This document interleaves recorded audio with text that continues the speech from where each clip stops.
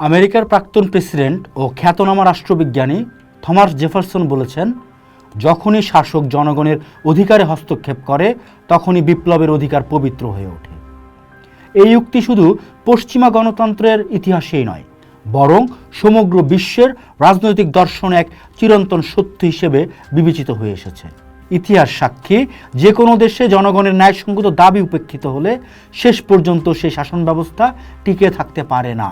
বিপ্লব কোনো হঠাৎ ঘটে যাওয়া ঘটনা নয় বা ঝড় নয়, বরং এটি জন্ম নেয় দীর্ঘদিনের বঞ্চনা, অবিচার ও অসন্তোষ থেকে। যখন জনগণ প্রত্যক্ষ করে যে তাদের মৌলিক চাহিদা, অর্থনৈতিক নিরাপত্তা, সামাজিক ন্যায় বিচার ও রাজনৈতিক অংশগ্রহণ বারবার উপেক্ষিত হচ্ছে, তখন ক্ষোভ সঞ্চিত হয়ে বিস্ফোরণে রূপ নেয়। রাষ্ট্র যখন আর জনগণের স্বপ্ন প্রত্যাশা পূরণে সক্ষম থাকে না, তখনই তারা নিজেরাই পরিবর্তনের নিয়ন্ত্রণ নিয়ে নেয়। ইতিহাস বলে, বিপ্লব শুধু ক্ষমতার পালাবদল নয়, বরং একটি জাতির নতুন পথ চলার সূচনা। দক্ষিণ এশিয়া সবসময় রাজনৈতিক অস্থিরতা, সামাজিক আন্দোলন এবং ভূ রাজনৈতিক টানাপোড়েনের জন্য আলোচনায় থাকে। এই অঞ্চলের প্রতিটি দেশের ইতিহাসের ভাঁজে ভাঁজে লুকিয়ে আছে নানা ধরনের গণ অভ্যুত্থান, বিপ্লব কিংবা আন্দোলন। সাম্প্রতিক বছরগুলোতে বাংলাদেশ, নেপাল, শ্রীলঙ্কা, মালদ্বীপ এবং আফগানিস্তানকে ঘিরে যেসব পরিবর্তন ঘটেছে, সেগুলো কেবল স্থানীয় প্রেক্ষাপটে সীমাবদ্ধ নয়, বরং এর প্রভাব পড়েছে পুরো দক্ষিণ এশিয়ার ভূ রাজনৈতিক ভারসাম্যেও।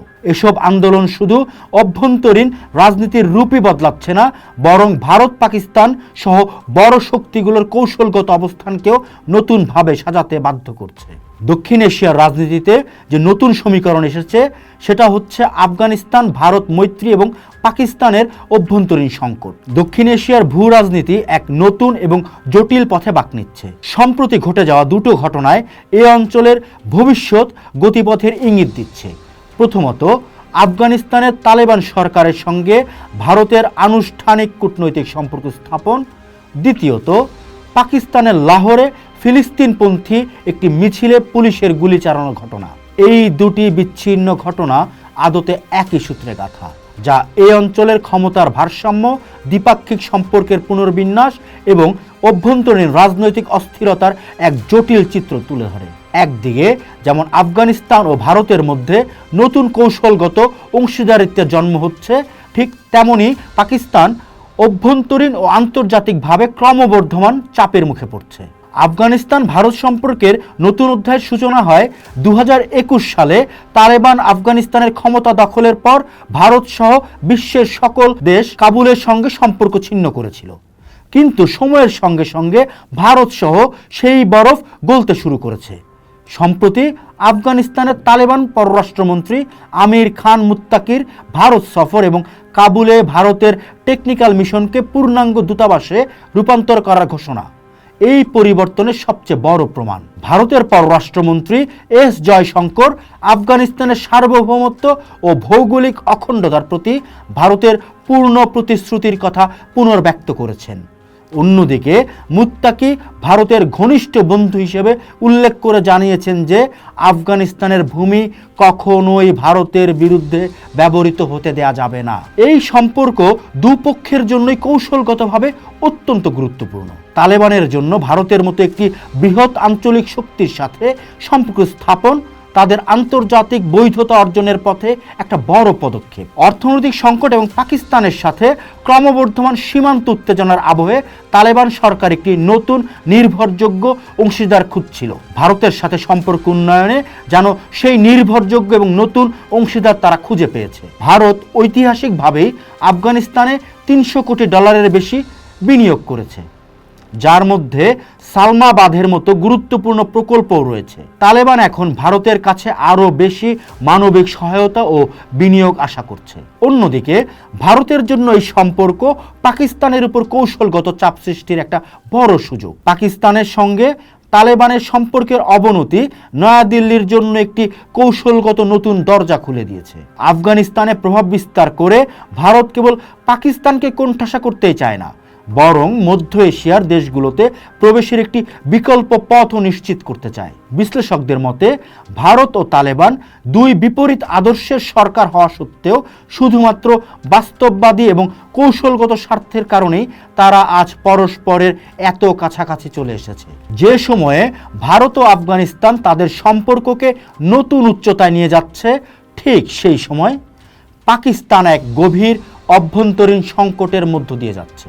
সম্প্রতি লাহোরে তেহরিকে লাব্বাইক পাকিস্তান টিএলপি আয়োজিত এক ফিলিস্তিনপন্থী মিছিলে পুলিশের সঙ্গে সংঘর্ষে একাধিক ব্যক্তি নিহত হয়েছেন, যার মধ্যে একজন পুলিশ কর্মকর্তাও রয়েছেন। বিক্ষোভকারীরা ইসলামাবাদে অবস্থিত মার্কিন দূতাবাসের সামনে সমাবেশ করতে চেয়েছিল। এই ঘটনা পাকিস্তানের কয়েকটি গভীর সমস্যাকে সামনে নিয়ে আসে। প্রথমত, এটি দেশের অভ্যন্তরে কট্টরপন্থী ইসলামিক গোষ্ঠীগুলোর ক্রমবর্ধমান প্রভাব এবং তাদের সহিংস কার্যকলাপকে তুলে ধরে। টিএলপি পাকিস্তানে একটি বিতর্কিত ইসলামপন্থী দল, যারা আগেও বহুবার সহিংস বিক্ষোভের জন্য পরিচিতি পেয়েছে। দ্বিতীয়ত, ফিলিস্তিনের প্রতি পাকিস্তানের সাধারণ মানুষের সহানুভূতি থাকা সত্ত্বেও সরকার এই ধরনের বিক্ষোভকে কঠোর হাতে দমন করছে, যা থেকে বোঝা যায় যে রাষ্ট্র তার অভ্যন্তরীণ নিরাপত্তা ও স্থিতিশীলতা নিয়ে কতটা উদ্বিগ্ন। যদিও পাকিস্তান ঐতিহাসিকভাবে ফিলিস্তিনের সমর্থক, দেশটির বর্তমান অর্থনৈতিক সংকট এবং রাজনৈতিক অস্থিরতার কারণে বড় ধরনের কোনো আন্তর্জাতিক সংঘাতে নিজেকে জড়াতে চায় না। লাহোরের ঘটনাটি পাকিস্তানের আন্তর্জাতিক ভাবমূর্তির জন্যও ক্ষতিকর। একদিকে যখন দেশটি আফগানিস্তানের সঙ্গে সীমান্ত সংঘাতে জড়িয়ে পড়ছে এবং অন্যদিকে ভারতের সঙ্গে কূটনৈতিকভাবে পিছিয়ে পড়ছে, তখন এই ধরনের অভ্যন্তরীণ সহিংসতা রাষ্ট্র হিসেবে পাকিস্তানকে দুর্বলভাবেই প্রকাশ করছে বিশ্বের সামনে। আমরা যদি এই দুটো ঘটনাকে মিলিয়ে দেখি, তবে দেখতে পাবো দক্ষিণ এশিয়ার ভূ রাজনীতির কয়েকটি সম্ভাব্য গতিপথ অনুমান করা যায়। পাকিস্তানের প্রভাব হ্রাস। একটা সময় পর্যন্ত আফগানিস্তানে পাকিস্তানের একচ্ছত্র প্রভাব ছিল, কিন্তু তালেবানের সঙ্গে তাদের সম্পর্কের অবনতি এবং ভারতের সাথে কাবুলের ক্রমবর্ধমান ঘনিষ্ঠতা প্রমাণ করে যে ইসলামাবাদ এই অঞ্চলে তার কৌশলগত গুরুত্ব হারাচ্ছে। আফগানিস্তান এখন আর পাকিস্তানের প্রক্সি রাষ্ট্র হিসেবে কোথাও যেতে রাজি নয়। ভারতের কৌশলগত উত্থান। ভারত তার বাস্তববাদী পররাষ্ট্রনীতির মাধ্যমে আফগানিস্তান একটি গুরুত্বপূর্ণ স্থান দখল করে নিচ্ছে। পাকিস্তানের সঙ্গে তালেবানের বিরোধ ভারতের জন্য একটি বড় সুযোগ তৈরি করেছে, যা নয়াদিল্লি সফলভাবে কাজে লাগাতে চাইছে। নতুন আঞ্চলিক জোটের সম্ভাবনা।